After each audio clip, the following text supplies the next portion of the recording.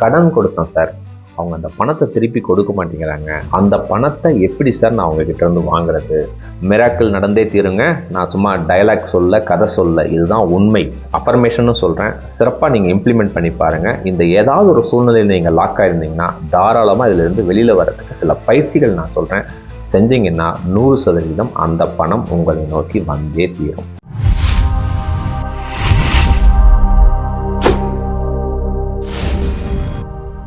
அன்பு வணக்கம். ஒரு அற்புதமான தலைப்பை நம்ம டிஸ்கஸ் பண்ணலாங்க. நிறைய பேரோட கேள்வி என்ன தெரியுங்களா இருக்குது, சார் நான் கடன் கொடுத்தேன் சார், அவங்க அந்த பணத்தை திருப்பி கொடுக்க மாட்டேங்கிறாங்க, ரெஸ்பான்ஸே இல்லை, ஒரு சிலர் ரெஸ்பான்ஸ் பண்ணுறாங்க, கொடுக்க முடியாதுன்னு சொல்கிறாங்க, அந்த பணத்தை எப்படி சார் நான் அவங்ககிட்ட இருந்து வாங்குறது, ஒரு சொல்யூஷன் இருந்தால் சொல்லுங்கள் அப்படின்னு சொல்லி நிறைய டைமென்ஷனில் அவங்க சுச்சுவேஷன்ஸை நீங்கள் சொல்கிறீங்க. ஸோ இந்த ஒரு வீடியோவில் அடுத்த 10 நிமிஷத்தில் எந்த நோக்கத்துக்காக நீங்கள் பணம் கொடுத்திருந்தாலும் அந்த பணம் 100% உங்களை நோக்கி வந்தே தீரும். சிறப்பாக வீடியோக்குள்ளே போலாங்க. கன்க்ளூஷன் பார்ட்டில் சில அஃபர்மேஷன் கொடுத்துருக்கேன். மனதளவில் உணர்தல் தன்மையோடு நீங்கள் செயல்படுத்தினா கொடுத்த பணம் உங்களை நோக்கி திரும்பி வந்தே தீரும். சிறப்பாக வீடியோக்குள்ளே போலாங்க. இப்போ லேட்டஸ்ட்டாக 24x7 மகிழ்ச்சி அப்படிங்கிற ஒரு வாட்ஸ்அப் கம்யூனிட்டி ஒன்று ஸ்டார்ட் பண்ணியிருக்கேங்க.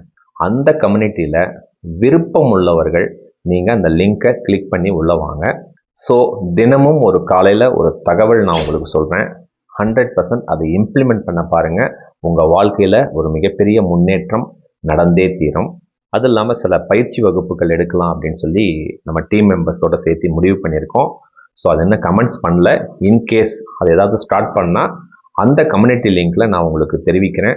விருப்பம் உள்ளவர்கள் கலந்துக்கிட்டு உங்கள் வாழ்க்கையில் ஒரு முன்னேற்ற பாதையில் செயல்படுத்த வாழ்த்துக்கள். சிறப்பாக வீடியோக்குள்ளே போகலாங்க. இந்த கடன் கொடுக்குற சூழ்நிலை எதனால் ஏற்படுதுங்க? ஒரு 10 விதமான சூழ்நிலைகள் சொல்கிறேன். இந்த ஏதாவது ஒரு சூழ்நிலைகள் தான் நம்ம மாட்டியிருப்போம்.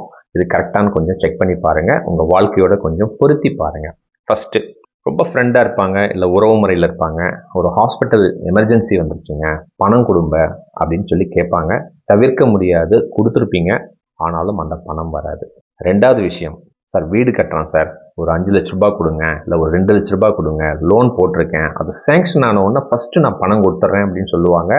அது நண்பர்களாக இருக்கலாம், உறவு முறையாக இருக்கலாம், தெரிந்த நபர்களாக இருக்கலாம், கொஞ்சம் ரொம்ப சொந்தத்தில் கூட இருக்கலாம், உடன்பிறப்புகளாக கூட இருக்கலாம். வீடே கட்டிடுவாங்க, கிரகப்பிரவேசம் பண்ணிடுவாங்க, கல்யாணம் பண்ணிடுவாங்க, கார் வாங்கிடுவாங்க, அந்த பணத்தை கொடுக்கவே மாட்டாங்க. அந்த மாதிரி சூழ்நிலை நமக்கு ஏற்பட்டிருக்கா? மூணாவது விஷயம், சார் நான் வீடு வாங்கிட்டேன் சார், ரெஜிஸ்ட்ரேஷன் செலவுக்கு எனக்கு ஒரு 2 லட்ச ரூபா தேவைப்படுது சார், நீங்கள் ஜஸ்ட்டு கொடுங்க சார், சீட்டு போட்டிருக்கேன், அடுத்த 30 நாளில் பணம் வந்துடும், அப்படியே உங்களுக்கு கொடுத்துட்றேன் அப்படின்னு சொல்லி கேட்பாங்க. நீங்களும் சரி ஏதோ பழகிட்டமே அப்படின்னு சொல்லி கொடுத்துருப்பீங்க. 30 நாள், 60 நாள், 90 நாள், 6 மாதம், 7 மாதம், 8 மாதம் ஆயிருக்கும். அவங்க தேவைகளை செஞ்சுட்டே தான் இருப்பாங்க. ஆனால் கேட்கும்போதெல்லாம் சார் கொஞ்சம் கஷ்டமாக இருக்குது சார், பார்த்து பண்ணுறேன் சார், பார்த்து கொடுக்குறேன் சார், எனக்காக சார் அப்படின்னு சொல்லி ரிக்வெஸ்ட் கேட்டுகிட்டே இருப்பாங்க. நடந்திருக்கா? 4வது விஷயம், ஒரு படிப்பு விஷயம், காலேஜ் விஷயம், சார் அவசியம் ஃபீஸ் கட்டணும் கொடுங்க அப்படின்னு சொல்லி கேட்பாங்க. நீங்களும் நம்பி கொடுத்துருப்பீங்க. காலேஜே முடிச்சிருப்பான், வேலைக்கே போயிருப்பான், ஆனால் அந்த பணம் உங்களை நோக்கி வந்திருக்காது. நடந்திருக்கா? அதே மாதிரி உதவி உங்ககிட்ட இருக்கும் பொழுது உதவி செஞ்சுருப்பீங்க, எதிர்பார்க்காமையே நீங்கள் பண்ணியிருப்பீங்க. ஆனால் உங்களுக்கு ஒரு கஷ்டமான சூழ்நிலை வரும்பொழுது அந்த உதவியை அவங்கக்கிட்ட எதிர்பார்ப்பீங்க, அவங்க கொடுக்க மாட்டாங்க. இந்த மாதிரி ஒரு சூழ்நிலையும் ஒரு சிலருக்கு ஏற்படும். இன்னும் ஒரு கேட்டகரி ஆஃப் பீப்புள் இருக்காங்க. 1 லட்ச ரூபா கொடுத்தா மாதம் 10,000 ரூபா தருவாங்க அப்படின்னு சொல்லுவாங்க. உடனே ஒரு 5 லட்ச ரூபா இல்லை 10 லட்ச ரூபா கடன் வாங்கி நகையெல்லாம் பேங்க்கில் வச்சு ரெடி பண்ணி கொண்டு போய் கொடுத்துருவாங்க. 1 மாதம் பணம் வந்திருக்கும், 2 மாதம் பணம் வந்திருக்கும், 3 மாதத்துக்கு அப்புறம் அந்த பணம் வந்திருக்காது. கோர்ட்டு கேஸுன்னு அலைவாங்க. அந்த பணம் அவங்களுக்கு முக்கியமாக இருக்கும். எப்படி சார் நான் வாங்குறது அப்படின்னு சொல்லி புலம்பிகிட்டு இருக்கீங்களா? இன்னொன்று, சொத்து விஷயமா ஒரு சொத்து வாங்கலான்னு சொல்லிட்டு ஒரு 20 லட்சமோ 30 லட்சமோ அட்வான்ஸ் கொடுத்துருப்பீங்க. ஒரு நடுவில் ஒரு ஆள் இருந்திருப்பாங்க, நம்பி கொடுத்துருப்பீங்க. கடைசியில் பார்த்தீங்கன்னா அந்த பணம் ஒன்றா அவங்களுக்கு போயிருக்காது, இல்லை அவங்களுக்கு போயிருந்து உங்களுக்கு அந்த பணம் திரும்பி வராது, லிட்டிகேஷன் ஆகிருக்கும், அந்த ப்ராப்பர்ட்டி ரெஜிஸ்ட்ரேஷன் ஆகிருக்காது. அந்த பணத்தை நான் எப்படி தான் சார் வாங்குறது? சூழ்நிலை நடந்திருக்குங்களா? இன்னும் ஒரு சூழ்நிலை, நிறைய நம்ம ஃபேமிலியில் நடக்கக்கூடிய ஒரு சூழ்நிலை, கஷ்டம்னு சொல்லி கேட்பாங்க. உடனே இங்கே உங்கள் செயினையோ நகையோ எடுத்து கொடுத்துருவீங்க.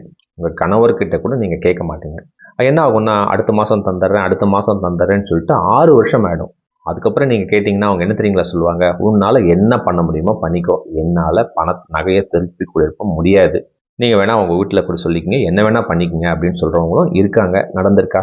அடுத்தது பார்த்தீங்கன்னா இன்னொரு விஷயம், ரொம்ப க்ளோஸ் ஃப்ரெண்டாக இருப்பாங்க. ஒரு பொருளாதார சூழ்நிலையில் கொஞ்சம் லாஸ் ஆகிடுவாங்க, இல்லை ஒரு பிஸ்னஸில் லாஸ் ஆகிடும், இல்லை வேலை இல்லாமல் இருக்கும். சரி ஏதோ கேட்குறானே அப்படின்னு சொல்லிட்டு ஒரு 50,000 60,000 1,00,000 உங்களால் முடிஞ்சதை கொடுத்துருப்பீங்க. அவனும் கொடுத்துருவேன்னு தான் சொல்லியிருப்பீங்க, நீங்கள் எதுவுமே எதிர்பார்க்காம தான் கொடுத்துருப்பீங்க. ஆனால் அவனால் கொடுக்க முடியாத சூழ்நிலையாக இருக்கும், என்ன செய்யறதுன்னு தெரியல. ஆனால் அந்த பணம் உங்களுக்கு தேவையாக இருக்கும், என்னதான் சார் செய்யறதுன்னு தெரியல. நடந்திருக்குங்களா? இந்த நான் சொன்ன கேட்டகரியில் பார்த்தீங்கன்னா ஏதோ ஒன்றில் போய் லாக் ஆகிருப்பீங்க.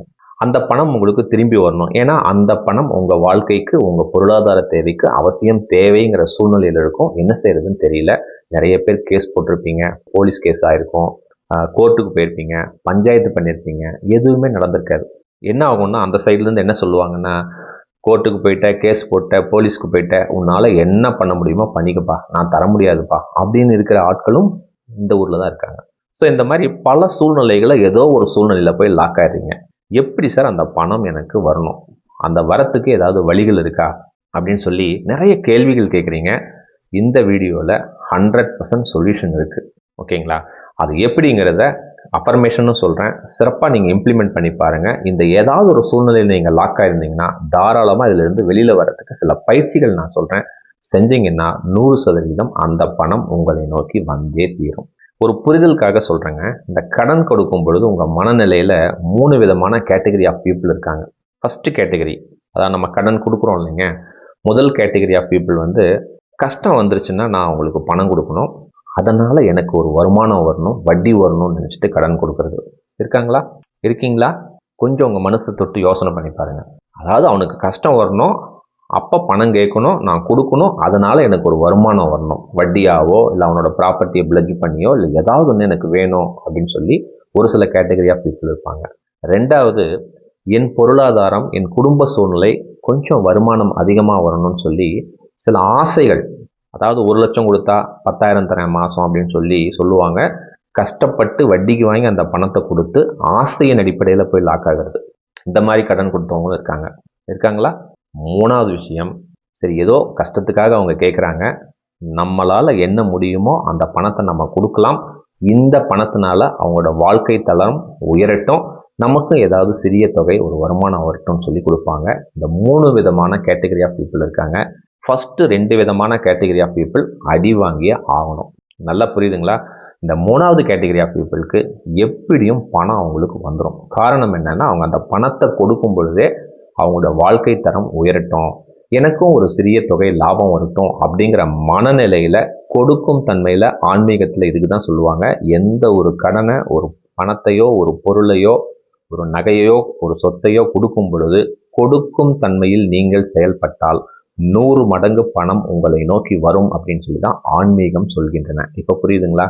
ஏன் நம்மக்கிட்ட பணம் வரலன்னு புரியுதா? ஒன்றா ஆசையின் காரணமாக இருக்கும், பேராசை காரணமாக இருக்கும், உடனே பணம் சம்பாதிக்கணும் அப்படின்னு சொல்லி கடனை வாங்கி போட்டிருப்பீங்க, லாக் ஆகிடுவீங்க. கரெக்டாக? இன்னொரு விஷயம், அவன் கஷ்டப்பட்டா நான் பணம் கொடுக்கணும், எனக்கு வட்டி வரணும், இதுலேயும் போய் லாக் ஆவீங்க.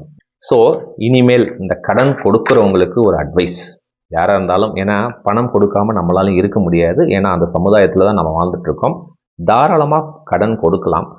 எந்த வழிமுறையில் கொடுக்கலாம்னா, நீங்கள் கொடுக்குற பணம் உங்கள் மனசில் ஒரு கொடுக்கும் தன்மையில் அவர்களுக்கு கொடுங்க. அது எந்த தேவைக்கு நீங்கள் கொடுத்தாலும் பரவாயில்ல, அவர்களோட வாழ்க்கை தரம் உயரட்டும் அப்படிங்கிற மனநிலையில் நீங்கள் கடன் கொடுங்க. 100% அந்த பணம் உங்களை நோக்கி வந்தே தீரும். ரெண்டாவது விஷயம், இல்லை சார் அந்தளவுக்கு என்கிட்ட பணம் இல்லை சார், திடீர்னு ஒரு ஃப்ரெண்டு 1,00,000 ரூபா கேட்குறாரு சார், என்னால் முடியலன்னா நான் கொடுக்குறேன்னு சொல்லிட்டு வேறு இடத்துல கடன் வாங்கி, நிறைய பேர் செய்கிற தப்பு இதுதான். வேறு இடத்துல ஒரு கடன் வாங்கி அதுலேயும் ஒரு லாபம் வேணும்னு சொல்லிட்டு அங்கே ஒரு வட்டிக்கு வாங்கி இங்கே ஒரு வட்டி கொடுக்கறது. காரணம், எனக்கு வட்டி வேணும், ஆசை, பேராசை. இதனால் என்ன ஆகுறது, எங்கேயோ அது நின்றுச்சுன்னா ஸ்ட்ரக் ஆகிடுறது. ஸோ அந்த மாதிரி சூழ்நிலை ஏற்படும் பொழுது கடன் கொடுக்குறவங்க என்ன பண்ணுறீங்கன்னா, இப்போ நீ 1,00,000 ரூபா பணம் கேட்குற, என்னோட சூழ்நிலை முடியாது, அது எந்த உறவாக இருந்தாலும் பரவாயில்ல, என்கிட்ட ஒரு 5,000 ரூபா இருக்குது, 10,000 ரூபா இருக்குது, இது ஒரு உதவியாக எடுத்துக்கோ, நீ வேறு யார்ட்டையாவது சோர்ஸ் ட்ரை பண்ணுப்பா அப்படின்னு சொல்லிட்டு தெளிவாக சொல்லிவிடுங்க. நிறைய பேர் இந்த மாதிரி பண்ணுறதில்ல. இன்னொரு இடத்துல கடன் வாங்கி, இன்னொரு இடத்துல கடன் வாங்கி, ஒரு 2,00,000 ரூபா கடன் வாங்கி தன் தேவைக்கு 1,00,000 ரூபா கொடுத்துட்டு 1,00,000 ரூபாவை கொடுக்கறது, அதுக்கு ஒரு வட்டி போட்டு எதையாவது ஒன்று குழப்பி பண்ணிட்டு அந்த கடன் வராத சூழ்நிலைக்கு தள்ளுறது நீங்கள் தான் காரணம். இப்போ புரியுதுங்களா?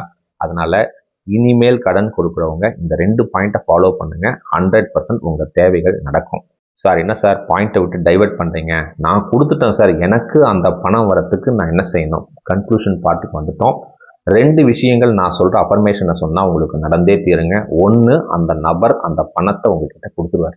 2வது விஷயம், எந்த பணத்தை நீங்கள் இழந்தீங்களோ அதை விட அதிகமான பணம் நீங்கள் எதிர்பார்க்காம உங்களை நோக்கி வந்தே தீரும். இவ்வளோதாங்க கான்செப்ட். இதுக்கு நான் என்ன செய்யணும்? கன்க்ளூஷன் பார்த்துக்கு வந்துட்டோம்.